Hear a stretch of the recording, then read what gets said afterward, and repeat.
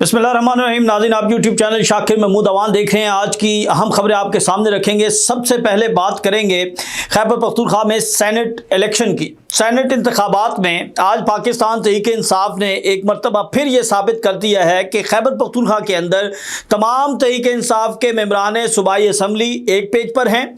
तमाम मेंबरान सूबाई असम्बली पाकिस्तान तहरीक इंसाफ के साथ वफादार हैं और आज 100% रिजल्ट आया। इससे पहले जब वज़ीर आला का इंतखाब था तो यह बात ज़बान ज़द-ए-आम थी कि 22 MPs ऐसे हैं जो कि इस्टेब्लिशमेंट के साथ उन्होंने अपनी वफादारी दी हुई है, उन्होंने लिख कर दिया हुआ है, हल्फ दिया हुआ है, उनके वीडियोस बयान रिकॉर्ड हैं। तो ये कहा जा रहा था कि 22 लोग जो हैं वो तितर बितर हो सकते हैं। वो इंतखाब जो था वो ऐसा था कि आपने सामने वोट देना है, खुफिया वोट नहीं देना। लेकिन ये जो सेनेट का इंतखाब है ये बड़ा अहम था। सेनेट के इंतखाब में उन 22 लोगों का पता चलना था कि कौन से वो 22 लोग हैं, या उनका पता ही नहीं लग सकता क्योंकि ये वोटिंग जो है खुफिया है।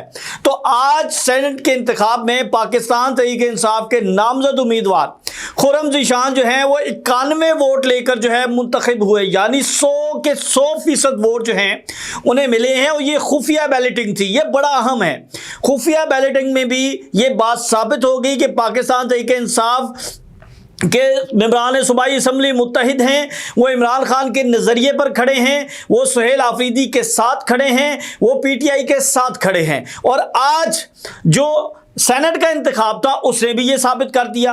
तो इस वक्त ख़ास तौर पर जो खुर्रम ज़ीशान हैं उनकी सेनेट के अंदर आना ये पाकिस्तान तहरीक इंसाफ के लिए जो है वो बड़ा अहम था, क्योंकि खुर्रम ज़ीशान जो हैं जिन्हें सुहेल आफरीदी की कॉपी कहा जाता है या 2.0 ये कहा जाता है कि जिस तरह दबंग अंदाज जो है वो सुहेल आफरीदी का है, जिस तरह नज़रियाती कारकुन है पाकिस्तान तहरीक इंसाफ के सुहेल आफरीदी, उसी तरह खुर्रम ज़ीशान भी जो है वो नज़रियाती कारकुन है। और इससे पहले आपने मुतअद्दिद बार देखा ये अपना स्टांस जो है वो बड़ा वाज़ेह रखते हैं। और आज जब इन्होंने गुफ्तगू की तो गुफ्तगू के अंदर भी इन्होंने पहली यही बात की कि इमरान खान की रिहाई सबसे पहला हदफ है और इमरान खान के बगैर ना तो सियासी इस्तेहकाम आ सकता है और ना ही मुआशी इस्तेहकाम आ सकता है। तो ये आज की बड़ी डेवलपमेंट है। और सेनेट के अंदर एक तवाना आवाज़ जो है वो आई है और सेनेट के अंदर बड़े दबंग अंदाज में जो है इनकी एंट्री होगी और इनकी जो पहली तकरीर है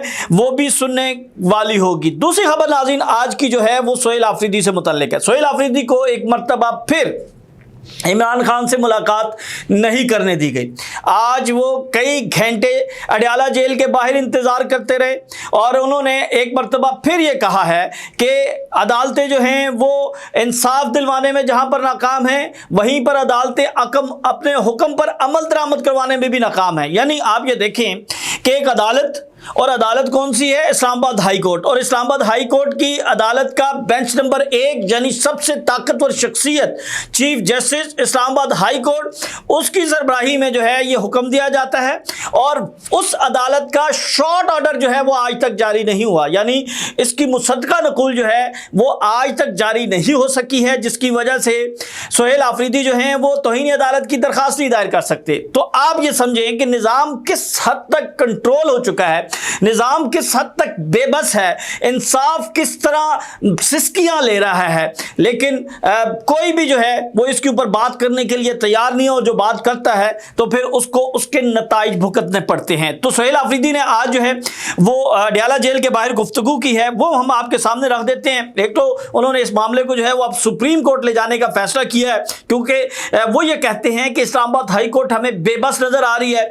हमने हर आईनी तरीका इस्तेमाल किया, हमने पंजाब को लिखा, हमने होम मिनिस्ट्री यानी जो वजारत दाखिला है उनको लिखा, सबको लिखा, लेकिन इमरान खान से मुलाकात जो है वो उनकी नहीं करवाई जा रही।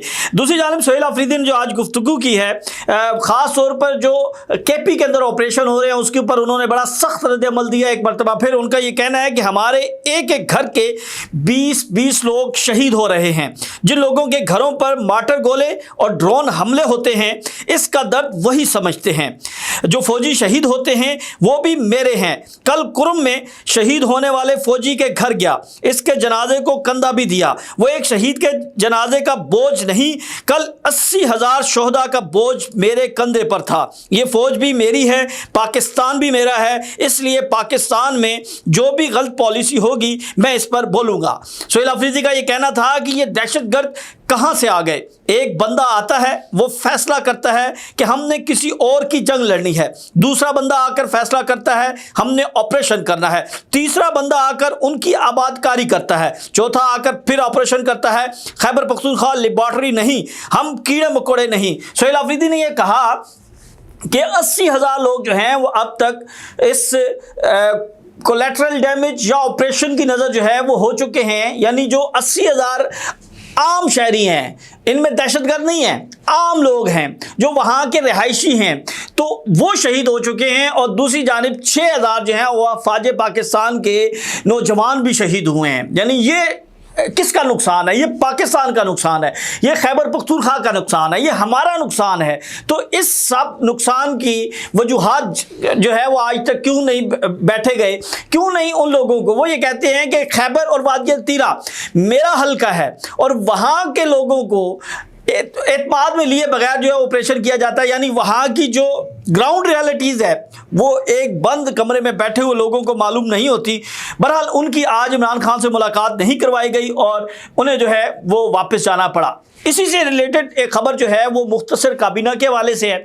हमारे पास ये खबर है कि जो सूबाई काबीना है खैबर पख्तूनख्वा की, आइंदा आने वाले 24 से 48 घंटों में इसकी अनाउंसमेंट कर दी जाएगी और इम्कान ये जाहिर किया जा रहा है कि आज यानी अगले 24 घंटे में ये नाम जो है वो सामने आएंगे। अब 3 नाम जो हैं जिनके ऊपर बहस हो रही थी, कल हमने आपको बताया कि जितने मेंबरान सूबाई असम्बली हैं, जो इनकी पार्लिमानी कमेटी का इजलास हुआ, उसके अंदर ये मुतालबा किया गया कि उन लोगों को शामिल ना किया जाए जो गैर मुंतखब है। अब गैर मुंतखब लोग 3 थे जो गुज़िश्ता काबीना में, मुज़म्मिल असलम, बैरिस्टर सैफ और ब्रिगेडियर मुसद्दिक अब्बासी। अब इन 3 लोगों के हवाले से खबर आ रही है कि इनको शामिल नहीं किया जाएगा। बहरहाल ये देखना होगा खैबर पख्तूनख्वा की अवाम और उनकी जो मेंबरान हैं सोहेल अफरीदी